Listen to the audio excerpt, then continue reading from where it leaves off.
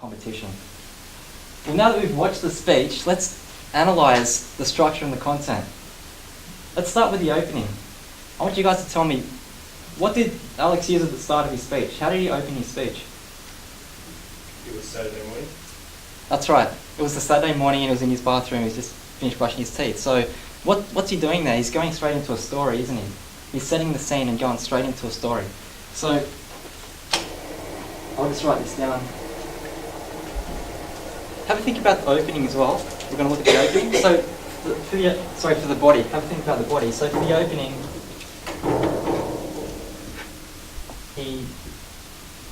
let's say he set the scene and he went straight into a story. What about the body? What did Alex use in the body of his speech?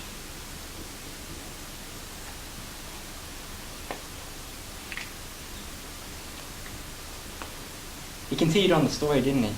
He essentially told the story of how he had the problem with the toilet and then the story was resolved at the end. So he continued on with the story. There was a problem and resolution.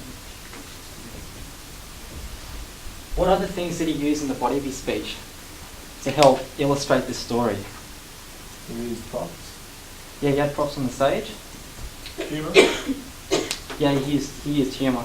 Let's go with props for the moment. Give me a specific example of how he used props. The plum. Yeah, the plunger. Plunger. So he was using props as well as acting out the scene. So I'll write that down as act out. He was acting out a particular part of the story, and he was using props. He was using gestures. He was using describing words to really put that picture in our minds of him actually being in the toilet in this situation. So yeah, gestures, props, describing words. What else did he do on the body? Use a motivational tape as a connector. Yeah. So you had that motivational man character on the tapes. He was shouting at those quotes every now and again. So I'll put that down as. What about, there was another quote right at the start. Do you remember the one he used at the start that got a big laugh? Yeah, the Listerine cap quote. So he used quotes in his speech, and they came from the characters like the Listerine cap and the motivational man on the tape. Do you guys think of any other things he used in the body? Energy, use your energy. Okay. Yeah, what was how the... he relate the situation to the real life, the current scene to what we face in our daily lives. Yeah, he used an analogy, yeah. One specific example of the analogy was at the end how he compared it to giving birth. So That was the most humorous one. yeah, The that was a funny doctor was one. doing that quite fast. So he used an analogy. He also repeated similar gestures and similar words that apply to the points in the speech. Yep. So we had repetition there to emphasise certain things that he said.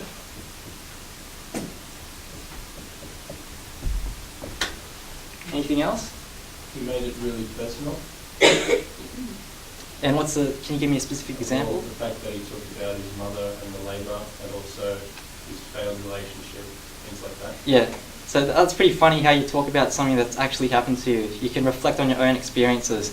So I'll put own experiences, that they all come in as part of the story. So own experiences makes the whole experience, the whole story more genuine. One thing I noticed was he used a reflective question. So after the motivational man says, change the way you look at things and the things you look at change. And then afterwards, he actually asked himself, how could I look at my situation differently? So he asked that reflective question to himself. And then he connected to that analogy of giving birth. So that's another technique that he used, was a question. And it was a reflective one. So he asked it to himself. Well, that's a good list that we've got for the body. Let's think about the closing. What did Alex do to finish his... What did he do right at the end? You just said Madam Chair. Oh, the sentence before that. Oh. He link it back to what the motivational man said at the start, Yeah. Start with something small, and then you will feel like you've accomplished something, and then Yeah, he yeah. repeated that. Yeah. So at the end, yeah, it's like a climax of the story. The Listerine cup was free. And then, he calls back to something the motivational man said earlier. And I think I've got the line here.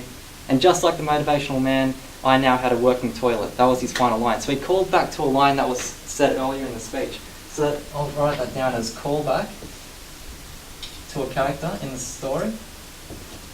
And it was also the climax of the story as well.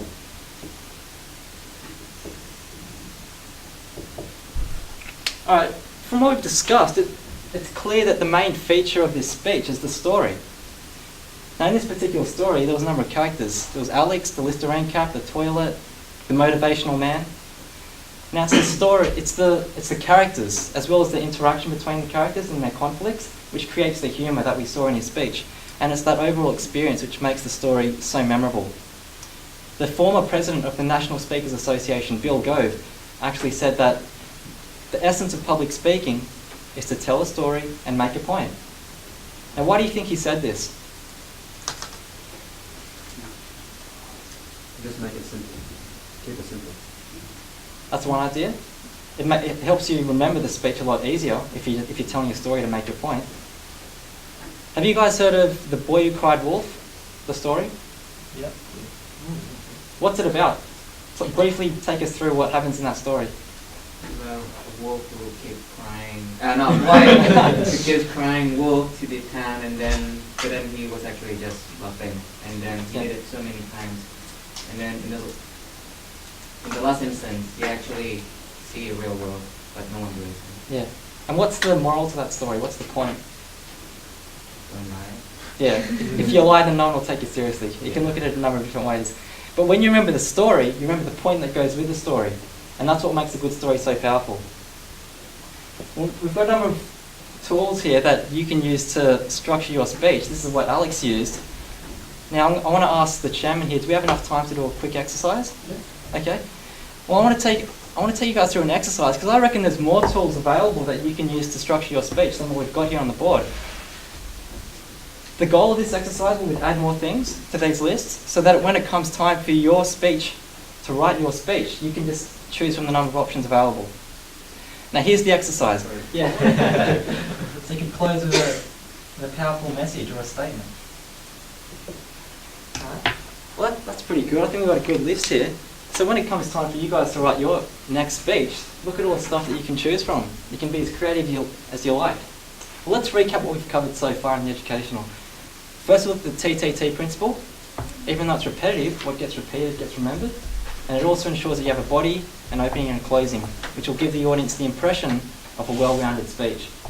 Then we analysed the contest speech. In particular, we looked at the use of a story in your speech, and a powerful story that can be really effective with your speech because when people remember the story, they remember the point that goes with it. And finally, we came up with this list. We did an exercise and we've got all these tools here. So when it comes time for you to do your next speech, you could use this list to help you get started. Well, now you know the tools that you can use to structure your speech, to keep your audience engaged and eager to hear everything you have to say. But what good are these tools if you don't put them to use? Now, I hear a lot of people say knowledge is power.